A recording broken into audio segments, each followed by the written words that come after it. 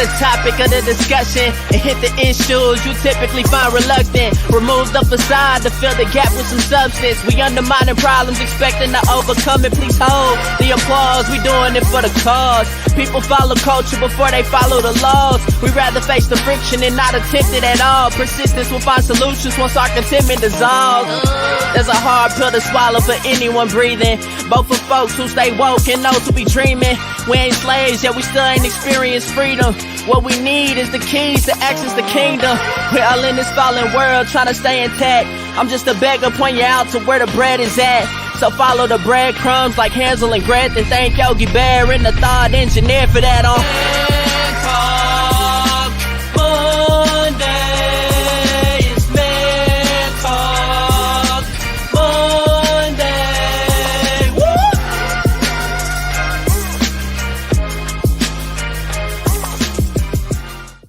Hey, what's going on, good people? Welcome back to Man Talk Mondays. I'm Derek, the thought engineer, here with my man, comedian John Yogi. You know who it is. You know who it is. I don't know why. Yeah. I don't know. Yeah. Okay. Yeah. Hey, everybody. How's everybody doing? Just had a cuckoo in your spirit on. Just died up in your spirit. I had to get that out. You got to get it out. You got to get it out. I understand. How was that man. weekend? Weekend was hot. Hey, man, the temperature is definitely changed around here, man. What? We had got away with it for a little period of time because we were like we did get away in the 90s. Yeah, and now the 100s starting to show up. Like next week gonna be in the that's when we talking about 100 Texas heat. That's when that's when that sweat rolled down your back. Oh, like, man. That's when you be on an air conditioner like this, please. You feel like you're on the episode in the heat of the night or something. Oh man, what you talking about, man? It's Texas, man. Yeah. So it's But big ups to newly arrived Clay Thompson. Welcome to D-Town, baby. Welcome to D-Town. It's about to go down. So Clay is welcome. You welcome. Yes. Yeah, man. Okay. Yes. All right. Yeah. All right. You better bring some of that Golden State magic with him. Better bring some. Let me remind everybody, this is Man Talk Mondays. It's an open forum where we give you the rational realities of relationships. But of course, we're doing it from a man's perspective. Now, keep in mind, this conversation is not just for men. We want everybody to join in. Men, women, boys, and girls. Everybody's welcome. How you join into the conversation? Go into the comments. Leave your questions. Leave your comments, whatever. We can see it. And this is how you participate. But by all means, we want to hear from you. Right? Kinfolk, where you at? Pull up, kinfolk. We want to hear from you. Pull up, get your hookahs and your drinks and pull up a chair. Get on in the conversation. Let's talk about it tonight. Get you some snacks. Yeah. Oh, hey, Little Debbie's on deck. Now Little Debbie's. Little Debbie's on deck, man. Oatmeal cream pies. Stop boy. playing with me. Would you please stop playing with me and give me some Little Debbie's? Boy, sugar be 900 around there, boy. Fool around with Little Debbie. Fool around with Little Debbie. You slipped off in that good old coma somewhere, man, go somewhere, man. What you're not gonna do is come between me and Little Debbie. Hey, okay? man. Hey, so want to know, have you ever felt like your marriage or relationship kind of hit a wall, kind of hit a plateau, right? Yeah. Now, what if we told you that probably the best way to deal with this is to always keep evolving? You don't want everything to end up so routine and so predictable. So you want to keep things evolving. What if we told you that's the way to keep it live? So that's what we're going to get into tonight. We want to help somebody. We want to help you. Tonight, we're talking about dynamic love, keeping the spark alive. Keeping that thing popping. What is that? Put another log on the fire, babe. For real. About my blues folks out there. But so what is it about marriage? You've been how long? Oh, we've been married a little while. 33 years. Yeah, 33 years. We 15 over here. So let me see. 15 years was fighting and the other 18 was give up years. I can't. Okay. All right, I give up. You finally got whipped in the shape. Yes. I'm sorry. You got you just like you want. Just like you want me down. Mm-hmm. So over these 33 years, have you seen a lot of change? Absolutely. I see a change every year. Every year? Every year. She becomes somebody different every year. Oh, wow. So is it she constantly reinventing herself? Is that what's going on? Well, I think. Well, yes, I would have to say yes. She's somebody. Yes. I'm gonna just say yes. She's constantly reinventing herself. There's a new challenge for me every year of how to. Okay, who is Cheryl going to be this year, and how can I keep her intrigued with me as well? Oh, okay. So for either you or her, what's the biggest change you've seen so far? The biggest change I would say would have to be with the biggest change would probably be making the transition from being everything kids to now everything you. Oh wow! Because for the most part, we have kids are the buffer. We often spend so much time worrying about the kids and trying to guide them that we don't spend as much time that as we should working on the marriage. Oftentimes, you put the marriage on autopilot, or the relationship on autopilot while you're trying to get the kids to do what you're trying to will the kids to do them what you want them to do. Wow. And they never do. You know, and any people who are empty nesters, newly empty nesters, or you headed that way, you know, how excited or nervous are you about that whole situation? Anybody listening? But I was watching a video where this pastor, he brought this young family up. It was husband, wife, and 2 kids. And when they came up, the way they lined up, the pastor he was just like, this couldn't have worked out no better than this. So the mom was on one end, the father was on the other end, and the 2 kids were in the middle, right? And he was stressing the point of, you know, this is the picture of what happens with families, because the kids kind of end up in between parents, what's going on with the parents. And he told the kids to come back. He moved them out the way, and he said, look at this space between y'all. He said, you got to recognize this space between you. He said, because when they gone, they empty nest situation, when they gone, this space is going to become a problem. He said, so the way it should be, he put the mother and the father together and then had the kids on the end. Wow. Well, he's absolutely right. But I think a key to what he's saying is oftentimes when the kids are in between the husband and wife, a period of time goes by of between 10, let's say 18 years. Okay. 18 years they've been between you guys. Now all of a sudden they move. They don't move, but they go to college, they go off to school, they go find their life, what their life is going to be. Yeah. And now that gap has been between you guys so long. You've gotten used to that gap being between you and her. And now you're looking at each other trying to figure out, okay, so I recognize you over there and I'm over here. Yeah. So how do we get back together? Wow. It's just not, it would be easy if it was as simple as walking back together. And one more thing, my wife said this. She said, "Don't never say never." When I say the kids don't never do what you want them to do, what I mean is we can have their lives planned out for them, but it's imperative that they find their own way, which they often do, which is not a bad thing. They live out their lives like we lived out ours. So yeah, I don't want to make that a bad thing. I'm just saying that. I understand. You can have it wrote down the picture book how you want it to be, but it doesn't turn out like that. Yeah. Probably the biggest dynamic or biggest change that I've seen in my marriage is when we first started off, I was the cook. My mom taught me how to cook at an early age. Matter of fact, she brought me in the kitchen when I was like 6 years old. She brought me in the kitchen, said, "Come on in here, let me teach you how to cook, just in case you get a wife that can't cook." That's what she told me. She must have been a prophet. Dude. I know, man. She called it out. So lo and behold, I meet my wife, and my wife she wasn't a person who of the kitchen. Right. She wasn't of the kitchen persuasion. She didn't know a pot or a pan. So when we first got married, I was the one that cooked. Hey, no problem with that. You have a problem with it? No, because I actually, I grew up. Yeah, I enjoyed it. I grew up cooking with my mom. Then I later on found out my dad used to love to cook. So it was just kind of in me to do it. But my love language? My love language is acts of service. Okay. Is acts of service. So my wife, and that was before the pandemic started, but we got a Instant Pot. We ain't sponsored by Instant Pot, but just in case y'all listening, you know.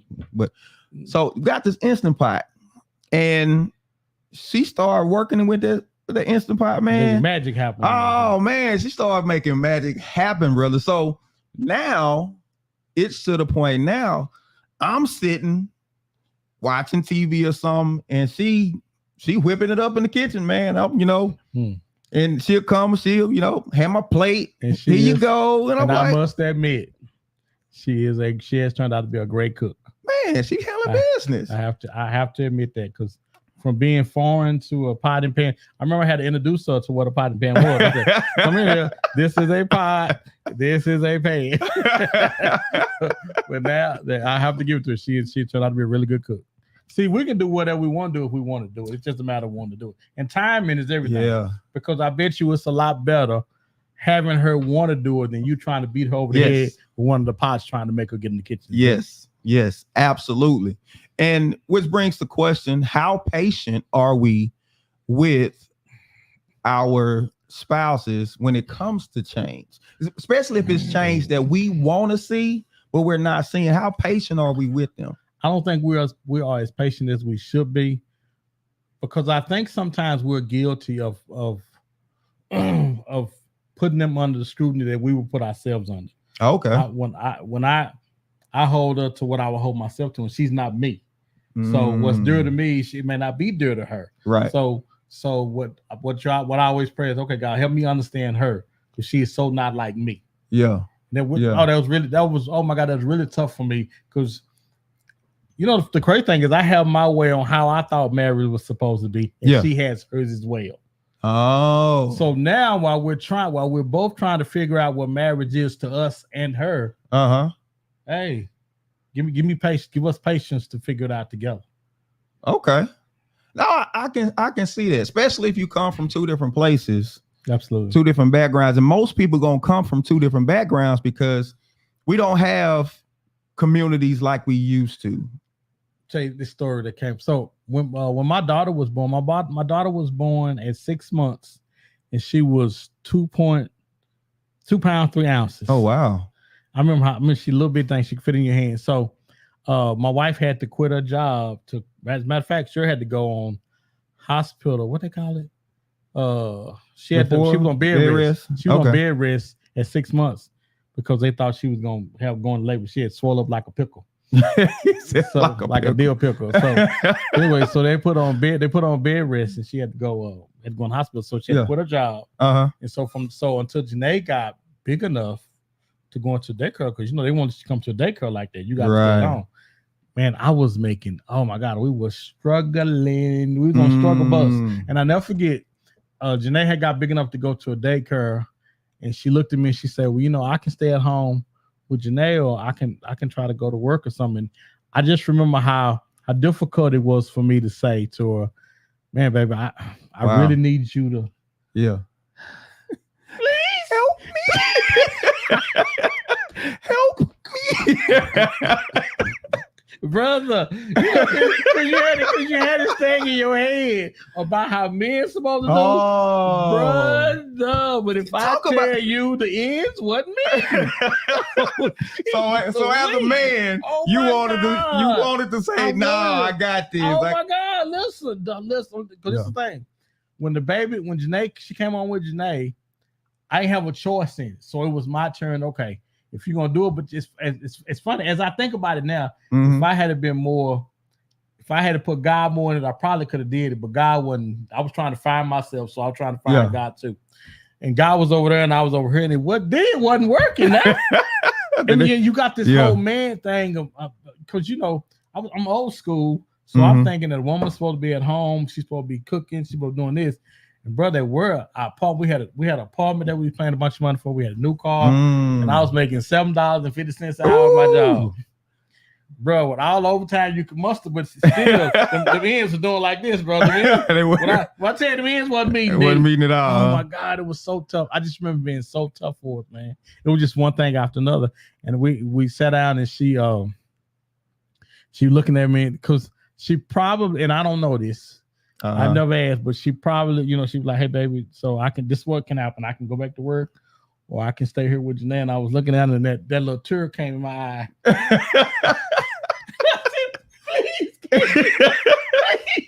Please. So Cheryl's always been really smart. Yeah, can get on them jobs. That she can have 5 jobs to my one, and I'll be paying more money than mine. Right. And so when she said, I remember before when she was pregnant, she was working at the appraisal district in Dallas. Okay. And she called me and she said, "Baby, this woman is treating me so bad. Can I quit?" I said, "Girl, no." Don't you get right on in there. Don't you quit that job. Whatever she tells you to do, you make sure you do it. and I've always wanted to, even now, I've always wanted to be the man to say, "I got it. Don't worry about it." But we enjoy some luxuries that it take more than me to be, hey man, we got a great big old house. We got really nice cars. We live in a life. We have some things now that we've never had before. We winning. And I don't want my pride to get in the way of us winning by saying, "Hey, listen, you stay at home." Wow. Because if she stay at home, we don't need them 2 cars outside. We only need one of them.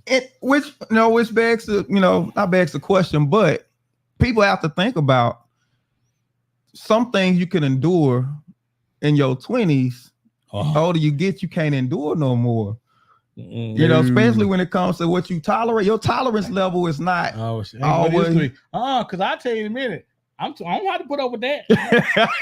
That's what I tell you in a minute. Right. But it's quite the opposite. Right. Oh man, because you have a certain type of lifestyle that you want to live. So the lifestyle is gonna dictate very much so some behaviors or what needs to take place in the house. Yes.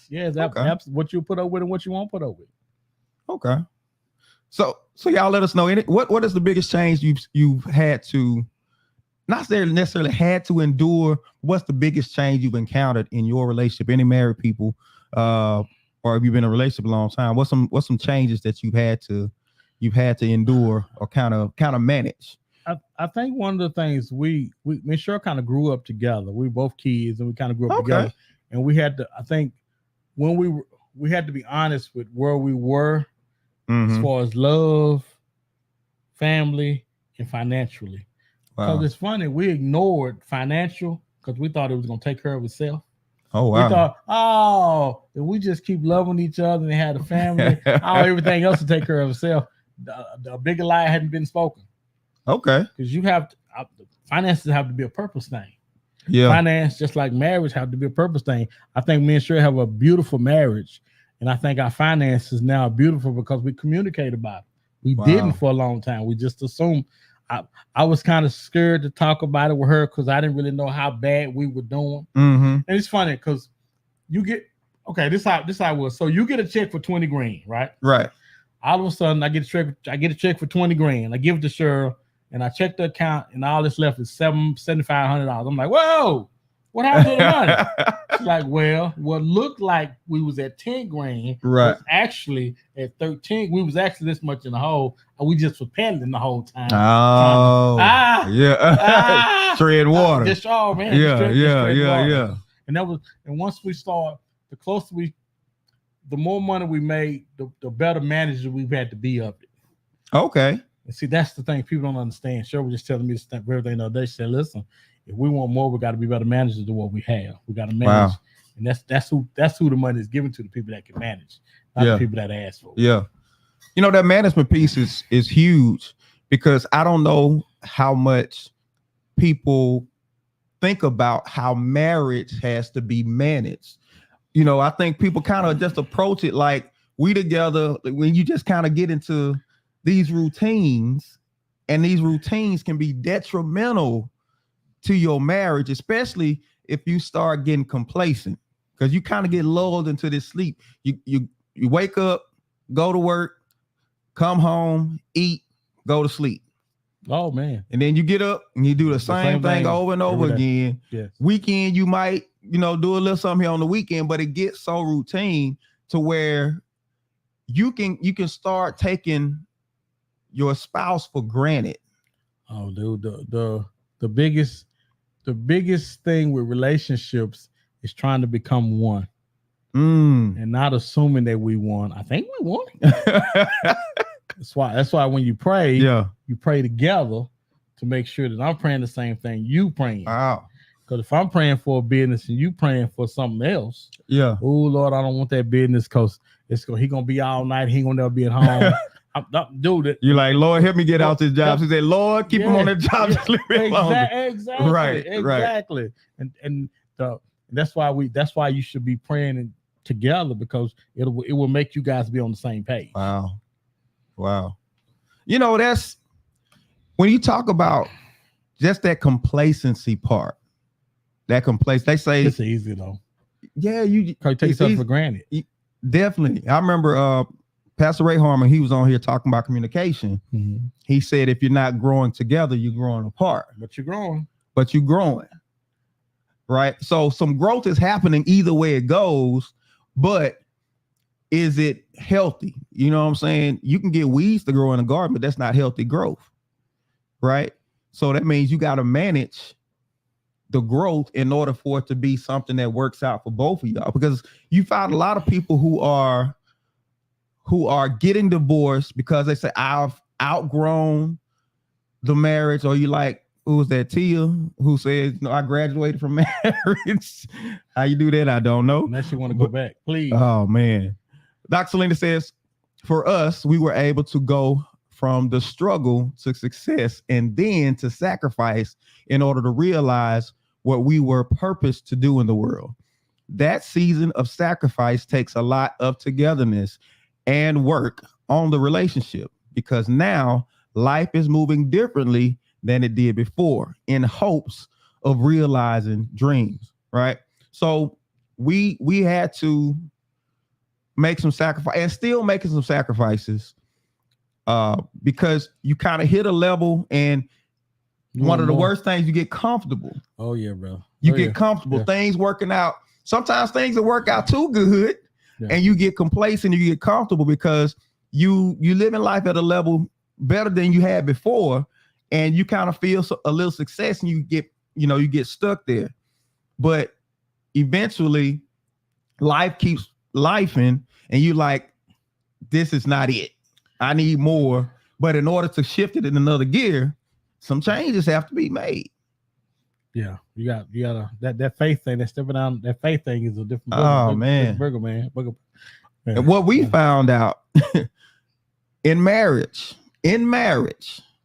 that faith, that stepping out requires some communication. Just a little bit. It requires some communication. Just a little bit. You stepping out on your own is one thing. You stepping out on faith and you got somebody with you is a whole different ball game. Well, because most of us have based our lives on however many incomes, on whatever income is coming in the house. I'll put it that way.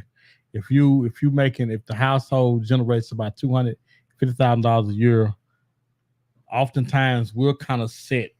You know, the cars, everything, the bills, everything runs with that. And when anytime you're taking away from that or cutting back some, right? I've been working 2 jobs, now I'm finna do 1.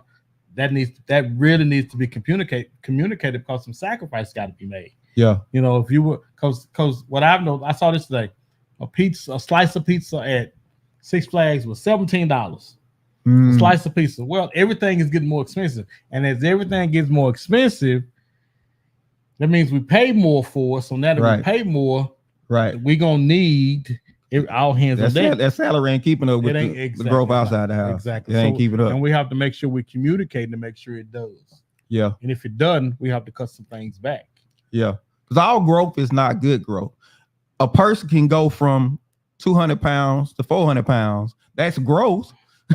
I have grown. But it's not good growth. I have grown over our marriage. So what about the physical dynamics? I have grown in our marriage. I used to be slim. Now I'm slim thick. You slim thick. Oh yeah. How that work though? Explain to the people. The people want to know. When you try to get in the shirts, it's funny. I bought this shirt for my birthday, and I swear when I bought this shirt, I could get in the shirt. By the time I got to my party, them bottom buttons down there didn't want to stay buttoned. I'm like, devil, you better get out of here. You ate something. I must have ate somebody. It's the most humbling. Oh my God. Oh man. Hey, this was fun. Let me say, the great thing about relationships is you can age together, but aging is humbling though anyway. Aging is humbling because you got to fight to keep weight off. Weight is at the door trying to get in, and if you're not walking and doing stuff to keep it off, it's coming. Yeah, because you talk about managing marriage and managing the dynamics. Health is one of those dynamics. Oh man, that has to be managed because your body changes over time. Yeah, I used to be fine. I used to be 6.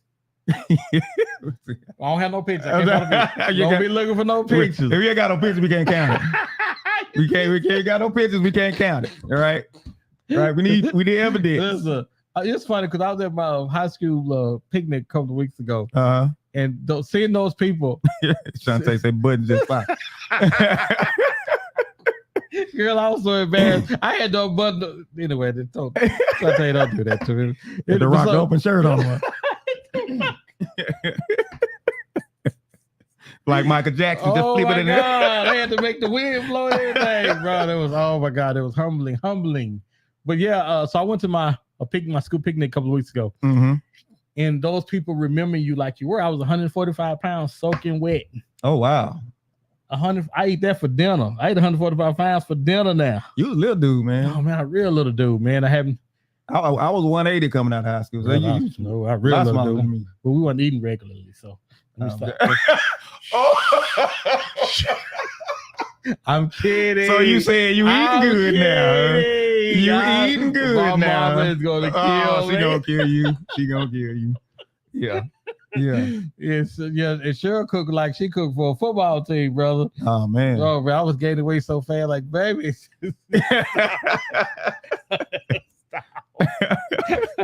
Kevin is laughing at your brother. Kevin Lewis is laughing at you. Okay, Kevin, no, I ain't lying. Oh man. But no, you used to be able to drop weight. Oh, brother. Then you get around the mid-30s and that weight be like, I ain't going nowhere. That weight be like, no, you ain't get rid of me that fast. You deserve this weight. Because how many people out there, either you've gone to your 20-year reunion or you getting ready for your 20-year reunion? How many of you are excited about it? I didn't even want to go. I just drove by mine. I ain't going. You just drove by. I ain't want to see. I ain't even want to see it, man. Because if you want to see change. Oh yes, that's why you said that. Oh my goodness, you want to see change, but especially when it comes to health, you hit a certain age. You want to stick around. Your body don't respond to stuff the same way it used to. Certain foods and stuff you used to be able to eat. Okay. Can't eat no more. So you go to your 20-year reunion. You haven't seen those people in 20 years. Yeah. Imagine how much you changed. Me and Cheryl been together 33 years. Think about who we were when we first got married and who we are now. We are completely different people. Yeah. Love her to death, and she loves me to death. But we are completely different from what we were. I remember when we first got married, Cheryl had this. We were always trying to compete with people. I didn't know we were doing this, but we were always trying we was always trying to, because we didn't have much. And we want to make sure that we stay close or relevant to everybody that was in our circle. Yeah. If they got cars, if they got house, we was trying to, and we wasn't keeping up with them. And I just remember Cheryl being very, very, very, listen to me, very, very, very, very, can I get a close up? I just remember Cheryl being very, very, very, very, very frustrated because we wasn't keeping up with the Joneses or the Smiths or the Livingstons or the Powells. We weren't keeping up with nobody.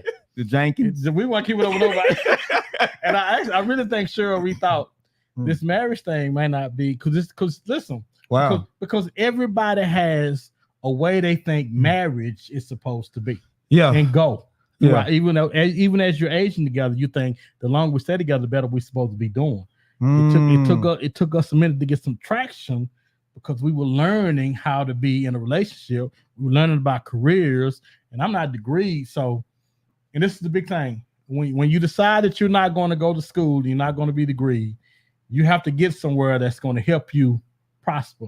Right. Because jobs, unskilled labor jobs don't pay as much. Now you're not degree, but you did serve. I did serve. Yes, you're a Marine, so you did. I'm a degree. I got a degree in killing.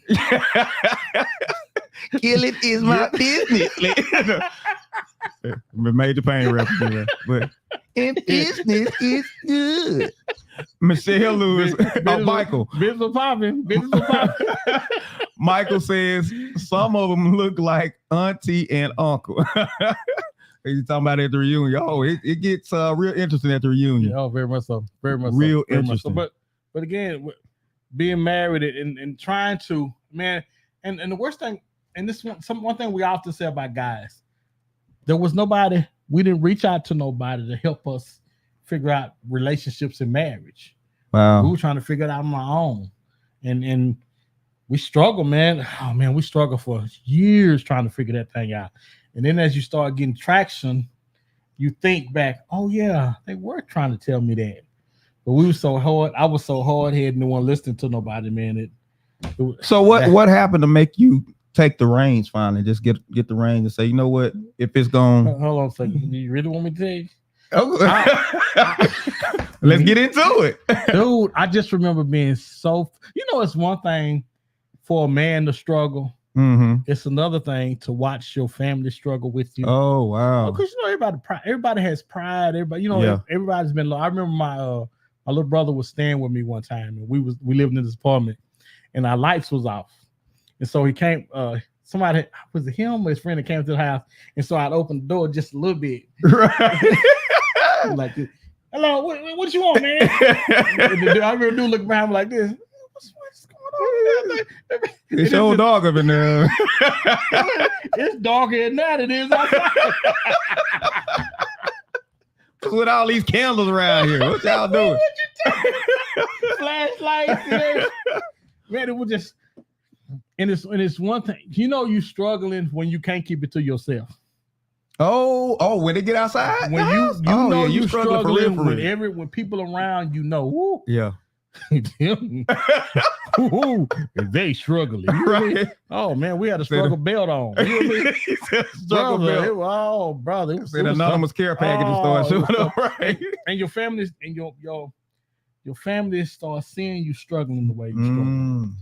And you and all the pride in you as a man is like, man, I got to do something. I want, it's funny because I wanted to start investing in stock.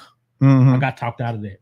I want to start investing in like lemons and oranges and that kind of stuff. Carton sheets. I bought this program. I was gonna start doing that way back then. Somebody talked me out of it. And it's like, it's just imperative that you have a group of people around you that can help you succeed. Now you helping somebody right now. Because you can't do it by yourself. Dude, listen to me. I tried, y'all. I tried. You can't do it by yourself. You got to have people that can speak into your life and can direct your path when you're trying to do it, man. Right. Because it's tough. Right. You're not just going to inadvertently end up at the place that you want to end up. You sure? It's not just going to by happenstance happen. It's not just going to come like that. If the place where you want to get to, especially as a married couple, you have got to be purposeful about everything about it. And the thing, because we did our limp conversations a couple years ago. Limp conversations are conversations that you try to have, or you're scared to have, because things aren't together the way they need to, so you shy away from those conversations. I limped over today, right? So you saying you kind of limp into the conversation, but they're probably the most necessary conversations. I remember hearing this guy say just recently. He said, the change that you want to see in your life it's in the work that you're refusing to do. Oh, absolutely. The thing that you're refusing to do is the thing that's holding you back. And you just said something key: having the right people around. Don't listen. You got to be careful who you listen to, especially when change is you need to make changes and you get ideas and stuff. You make sure you're around them, because certain people will push their lack of faith. They push their inconsistency. They put they put it off on, they project it off on you. And next thing you know, you listen to them thinking you making a good choice by listening to them. And then here it is 5-6 years later, you're like, man, I shouldn't have listened to them. And you know, it's funny because those people, some of the people that I was requesting or asking about, you know, how to do this, how to do that, that kind of steered me away from it. Our life is shot past theirs. Our success is shot past theirs, and you're like, they still had a place to where they were, and that was why. Yeah, we got into the group that we're in now, which was Forever. What was the name? Couple of Forevers, man. and that was the first time we got rid of the group where I realized, hey, you can get stuff and keep it. Oh man, you mean you ain't gonna hide my car over your house? Are you serious? I thought we was hiding each other's car.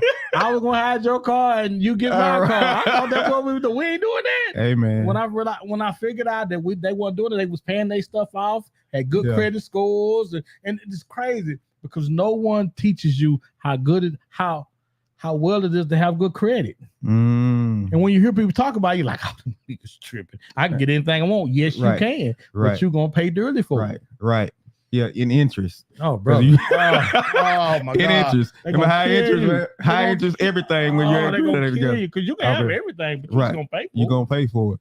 Cheryl says, we found out and learned a lot from trials and errors. We didn't recognize what we needed when the opportunities came. All we knew was to work hard. But God. She said, but God. I'm about to pull my pants up real high. Cut a little dance over there. Hey, but let me say this. Like, share, and subscribe, guys. If you think this can help somebody or you're enjoying the conversation yourself, don't be bashful. Hit that share button and share this and tell somebody about the podcast. Me and Derek have been doing this for over 4.5 years now, and we feel like we got some momentum, and we feel like this thing about to blow up, but it can't blow up without you. So please like, share, and subscribe. And for our TikTok fans and followers, follow us and like us on TikTok as well. And now back to dynamic love, keeping the sparks alive. So when we talk about dynamic, we're really talking about the changes and the necessary changes and growth that needs to happen in a marriage. You can't be the same person 10 years into it than you were when you first got into it. You can't. You can't be. Trust me. Somebody is upset. They might not be saying that, you're right. but they are upset. They mad. They frustrated and everything. And you're trying to avoid those arguments, those fights and stuff like that. The recently in our house about the last what month we in? My time goes so fast. We in July. The year just started. Get what happened to January? Yeah, we passed the halfway. But whoever we were back in January, in our house, my house, we different. Surely not the same woman she was back in January because we were trying. She's believing God for some things. Wow. And the more she believes God for, the more it changes her. Her faith changes her. And now as her faith is changing, she's looking at me like this. I'm like, hold on, I ain't ready yet. Hold on, bro.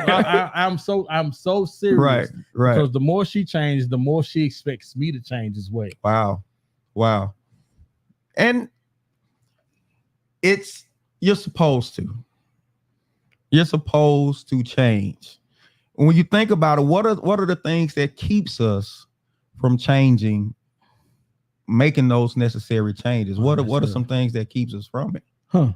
Just being stubborn, being bullheaded, thinking that we getting complacent and thinking that we in a good spot. Yeah. Because change is going to bring progress, or you're going to increase or decrease with change. Most of the time, change comes, it's going to either propel us forward or hold us back. Yeah. And oftentimes, people want change because they want more or they feel like they deserve more. And the thing about getting older, man, in relationships is we often feel like how many times do you wake up and say, man, it's got to be more to life than this. Yeah. And as you're doing that, it's going to require you to do some changing. Right. If you don't drive change, trains will drive you and run you over. Wow.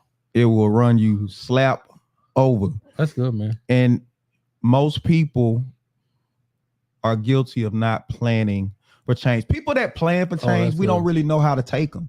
The people that are all about, hey, we got a 10-year plan. We got a 15-year plan. You ain't lying. They are the most off-putting people until you say, you know what, I don't care how off-putting they are, I'm about to go talk to them and see what are you doing. But you know why they off-putting? Why they off-putting? Because most people don't plan like that. Most people don't plan. Why do we resist that? Because it takes discipline to plan. So now if you put down your plan, what they say, your plan should drive you. And that's it. If I know we planning to save $300 a month, that the plan is gonna activate how much I can spend. Right. It's gonna make me be disciplined. Right. You know you can't do that because you're trying to save this money. Yeah. You know you can don't nothing make you put a plan in place like paying for a wedding. Yeah. When we paying for my daughter's wedding, don't nothing make you put a plan in place because we can't spend like, you know what's funny? People say you can't change. My wife used to hit the casinos up on a regularly. All of a sudden, when we had to pay for my daughter's wedding, she don't go no more. Oh, motivation. I don't even know who she is. Matter of fact, her phone would go off and say. I can tell you how to get to the casino. I know some shortcuts. Oh, your phone would say, yeah, I know like some shortcuts. Yeah. Oh, wow. It was so used to us going, the phone would be like, say, take it about an hour, we'll be there. We'd be pulled up in the driveway. So we ain't going. We ain't going. And we would go home, man. Hey, it just, perhaps you have to be motivated by what it is you want to do. And the problem is most of us wait till life motivates us instead of us. Let's go. Yeah, you know what I'm saying? Absolutely. You can either plan because you want to, or you plan because you must. And I remember, I forgot the guy's name. He's a motivational speaker. I can picture, but he said, in life, you don't get your shoulds. You only get your musts. He said, you can always say what you should do, but it's only till your should becomes a must that you actually do it. If somebody, like, you should clean up your house, right? Right? You done wash them clothes all over the place. Then you know what? You keep tab out of, I should clean them up, right? And then all of a sudden, a cousin from out of town say, hey, I'm in town, I'm about to come by your house. And I ain't never seen the house before. Right. I ain't never seen so you got to clean the whole house now. What happens? What happens then? Once you get that call, what happens? I got to clean because that should became a must. Yeah. And now it changes. Cheryl says doubt and fear can keep us from changing. Self-discipline and pressure helps me to change. The more I want, the more I have to change. Nothing about your life changes unless you change. You're absolutely right. The thing you're getting out of life is because of what you're putting in. I remember listening to Dr. Myron Golden, and he says, if you want better outputs, you have to change your inputs. You have to see what are you putting in, because that's determining what you're getting out. And so many of us don't want to change the inputs. We just want the outputs. We want the outcomes. We want things to flow our way. This is why we go to church and we pray for miracles. Oh, miracles don't require anything on your part. They don't. So you praying for miracle, and God like, no, we ain't doing that. We about discipline over here. We about discipline over here, and you hadn't incorporated no discipline. And so you wondering why you keep ending up with the same things, and you steadily going to church praying for change. And God is like, I can't get the change to you until I change you. You've been complaining about your blood pressure. Oh, man. God, do something about my blood pressure. He said, put that pork chop down. Stay at Williams. Put that pork chop. If you put that pork chop down, that blood pressure go down. Popeyes, you know what I'm saying? Stay, I mean, and you just praying. You telling up, you involving other people to pray. But is that not what we do? That's exactly what we do. Is that not what we live our lives the way we want to? Yes, and want God to make up the difference. To make up the difference. And come fix it, Jesus. He's like, stop fixing that pork chop. Fix a salad.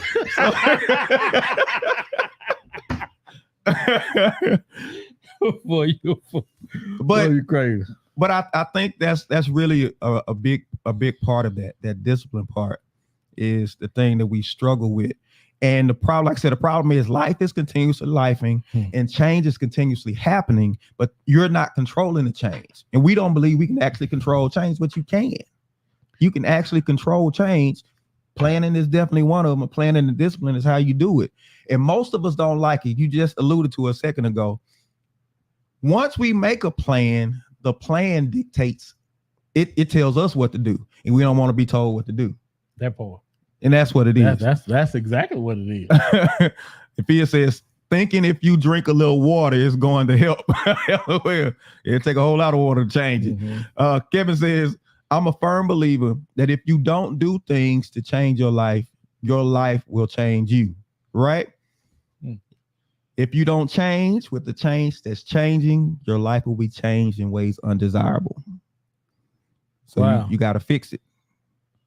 You got to fix it, right? That's why God said he gives us this power, right? Right? He's able to do exceedingly abundantly above all we can ask to think according to the power that works in us, though. If that power ain't working in you, then that exceeding abundantly, we ain't gonna see it. We not gonna see it. So, yeah. Well, what I want to say, man, is and we going, I guess, getting back to relationships. There's nothing that happened, there's nothing that goes on in the relationship that you don't get an inkling of. Maybe I need to change. Oh yeah. There's nothing that goes on. There's nothing that Cheryl does. There's nothing that I see her desire or want. There's nothing that happens in it that I don't look back and assess it and say, man, I might need to change some things to kind of get some, I might need to change some stuff for that to happen. Yeah. There's nothing that happens in the relationship that I'm not constantly, because that's our jobs, is to constantly be assessing what's going on in the relationship to say, wow, what changes need to be done. Right. No. So we're going to leave you with 5 things to help that change happen in a way that it should, right? You want things to stay live and stay dynamic and keep it exciting. These are the things that you have to do. First thing you have to do is you have to prioritize communication. And let me say this. When you're not handling your business and you're not handling your business, conversation gets way tougher. Woo. To look somebody in the eye. Oh, because you got a constant accountability person with you. You got a spouse. They sitting there watching you. And a lot of times they watching you. They know what's going on, but they ain't saying nothing. They see you. Yeah. But they ain't gonna say nothing. They ain't gonna say nothing. Until that fateful day. When you at all now that's why your wife, when she run down that thing about, it's just bam, bam, bam, bam, bam, because she been calculating the whole time. Yeah, I noticed you did this, and it was then you did this. So communication is harder when we're not handling business the way we need to handle business. But we have to prioritize communication. That's the first thing we got to do. Prioritize communication. Second thing we got to do is we have to embrace novelty and growth. We have to embrace novelty and growth. There's a book by Dr. Carol Dweck called Mindset. And she talks about adopting a growth mindset. Because one of the biggest things that hinders us is we get to a point, we bought into this thing that the older we get, we can't change. Oh, wow. And because we believe that, it makes change harder, but change is always necessary. And he said, adopting a growth mindset, you understand that you always have the capacity to grow and to change. I think it's easy. I think that thought is you don't want to change, so you're looking for an excuse not to. We stubborn. We want what we want. Yeah. Especially we've been having it our way, even if we failing for the longest. Oh man. We want an excuse not. We want to be able to blame it on something or somebody, because it's not going to be our fault. Yeah. And as long as listen, you can blame it on other people all you want to, but it's still in the back of your mind. You know it's your fault. You know it's your fault. It might give you a little solace, a little peace for a brief second. Then you realize, I'm where I am because of stuff I've done, the choices I've made. So I'm where I am because of the choices. What did you say in the other show? Don't let the older you despise the younger you or something. Yeah, that's it. Hey man, I'm where I am because of my dude. When that girl said last week, she said your your self-esteem helps you make better decisions. Because if you are confident, I was like, oh my God, she was so right about that. Oh yeah, absolutely. She was all over that. Cheryl says, first we have to recognize that we need changes. We don't know everything. We need more mentors. Absolutely. Our pastor said this Sunday, who speaks to you is more important than who speaks about you. Wow. Who speaks to you is more important than who speaks about you. Absolutely. So, but even getting around the right people you have to purposely do it. You're not just going to fall into the right groups and conversations. You're not going to, it's going to take you to go and walk up to somebody, introduce yourself or something, some kind of way. You know what I'm saying? Mm-hmm. So you got to be mindful of that. Third thing you have to do, you have to show appreciation. Show appreciation. Now, this is talking about when there's a change happening from, you notice a change in your spouse, or they notice a change in you. Show appreciation, right? I talked about my wife. My wife is starting to cook. I appreciate that. And I let her know, this is good. I appreciate the opportunity to just sit and chill while you in the kitchen. You know what I'm saying? So we have to show that appreciation. It's to the point now she looks forward to it. Every now and then, just go in the kitchen and move the pots and pans. You ain't even got to cook. Just go in there and move them every now and then. And listen, it's better for your pocket and it's healthier to fix your own food. Sure. So, but show appreciation is definitely something you want to do. The fourth thing you want to do is you want to set shared goals. Wow. Set shared goals. That might have been number one. You think that should have been number one? Oh my God, it is so important, man. Because you can only go as far as your goals. Everything else is about happenstance, man. Yeah. If you don't, say, if you don't plan to succeed, you just plan to fail. Absolutely. There has to be a plan, man. Absolutely. There has to be goals in mind. There has to be goals. Yes. Yes. And you waiting on God to move. You waiting on God to do something. God works with plans. He works with plans. The Bible says, man makes a plan and God answers it. You make the plan, he answers it. You just know what needs to happen. He helps you get to the point to figure out, how it's going to happen. He works on that. So, but you don't have a plan. He has nothing to bless. And let me say this. I heard a guy say this recently, bishop out of Great Britain. He said this. He said, everybody's waiting. They want God to bless what they're doing.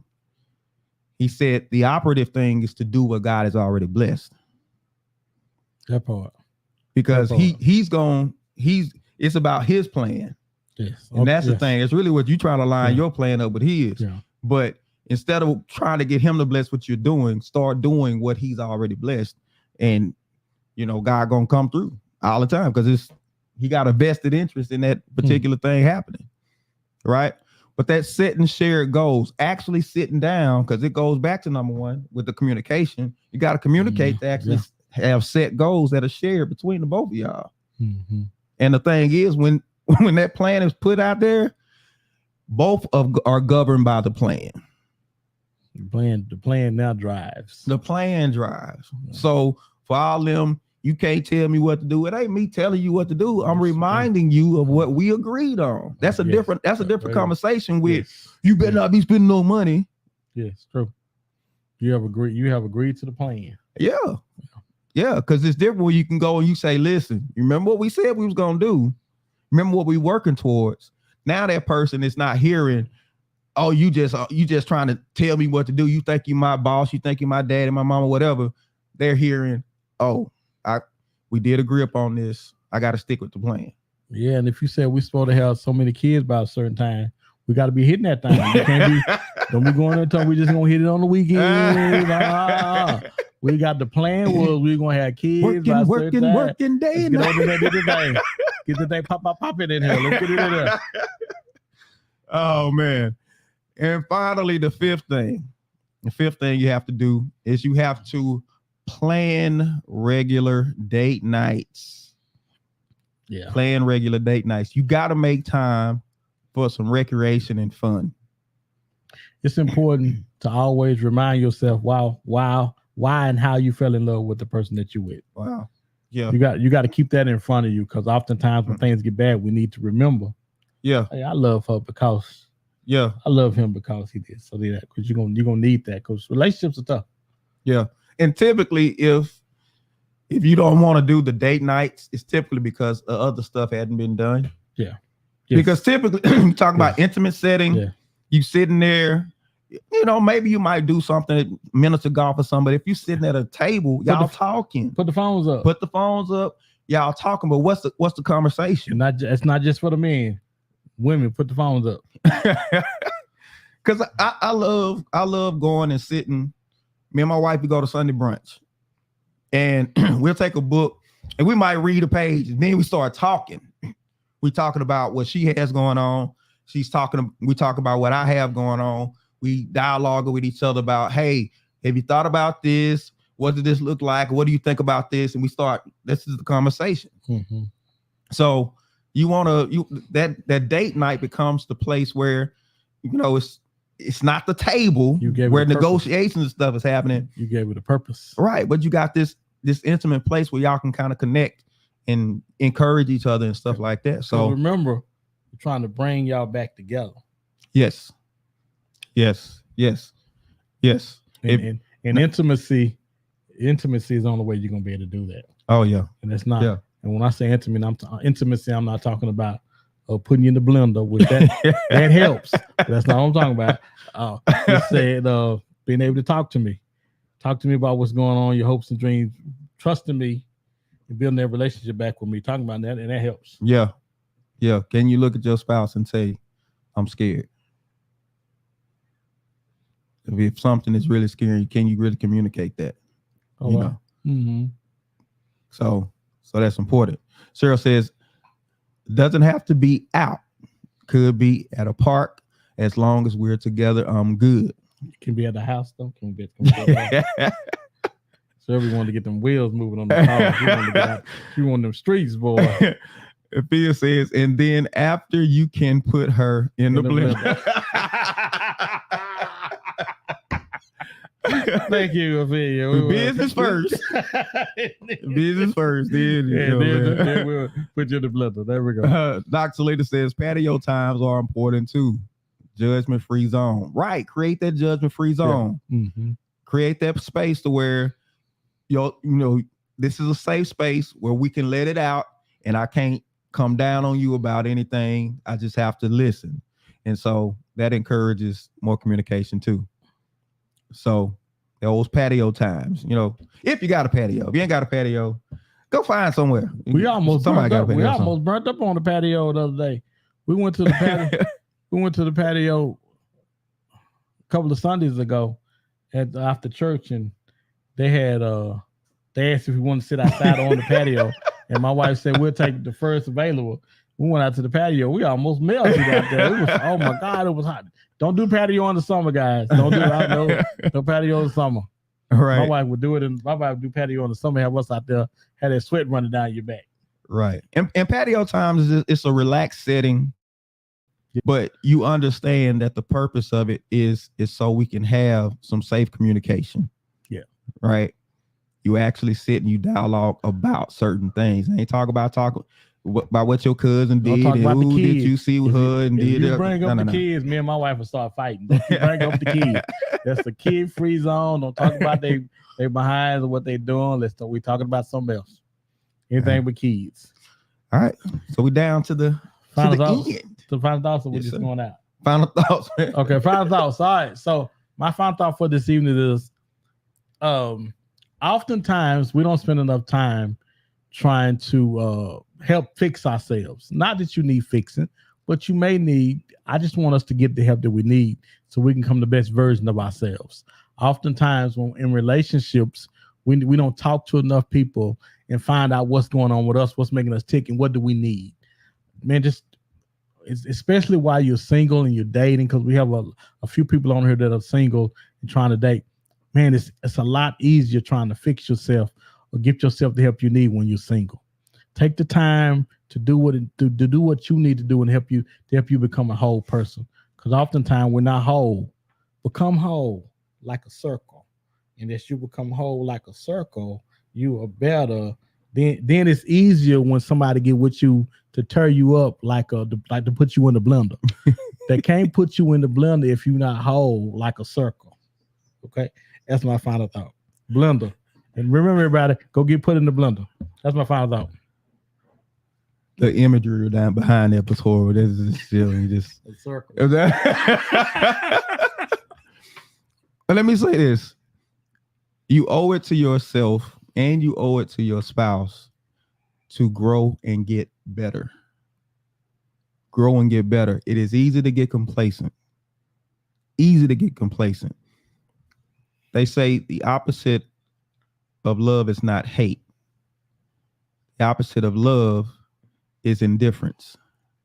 And you don't want to just be going along in a marriage and there is no connection, there is no love and everything because so much has happened in between y'all that has been left unsaid because change has happened. Right? Like Pastor Ray said, if we're not growing together, we're growing apart. But the operative thing is to grow. Make sure you're getting better. Become a better man. Become a better woman. Look for things to grow in, points of growth. Find those. So your spouse can get excited about who you are. And you can get excited yourself about them and about your marriage all together. But let's grow. And that's my final thoughts. Oh, that was good. Remember, man. Phil said those are great takeaways. We appreciate you. Phil, you stay out of that blender. Look, nobody put you in no blender. Sure said blender like a ninja. Great show tonight. We appreciate y'all. Kinfolk, thank y'all for pulling up. As always, we're going to catch y'all next week. We'll come back with more. We'll see y'all next week. Y'all be blessed. I'll be blessed. Peace out.